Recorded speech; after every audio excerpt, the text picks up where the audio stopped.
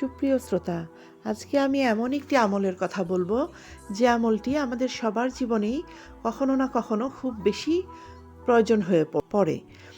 আমাদের সবারই সন্তান, স্বামী কিংবা স্ত্রী কখনো না কখনো অবাধ্য হয়ে যায়।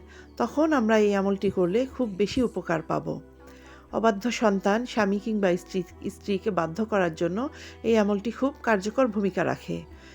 সন্তান, স্বামী কিংবা স্ত্রী যদি অবাধ্য হয়ে যায়, তখন তাদের ঘুমন্ত অবস্থায় তাদের কপালের কাছের খানিকটা চুল আলতোভাবে মুষ্টিবদ্ধ করে নিয়ে আমরা প্রথমে 11 বার দরুদ শরীফ, তারপর 100 বার আশ-শাহীদু আশ-শাহীদু আশ-শাহীদু এই তাসবিহটি 100 বার পড়ব। তারপর 11 বার দরুদ শরীফ পড়ব। এভাবে আমরা যখনই সুযোগ পাবো তখনই এই আমলটি করতে থাকবো, যতদিন না তারা আমাদের বাধ্য হয়ে যায়। মনে রাখতে হবে, আমল থেকে পুরোপুরি উপকারিতা পাওয়ার জন্য আমাদেরকে 5 ওয়াক্ত নামাজ পড়তে হবে এবং হালাল খাবার ভক্ষণ করতে হবে।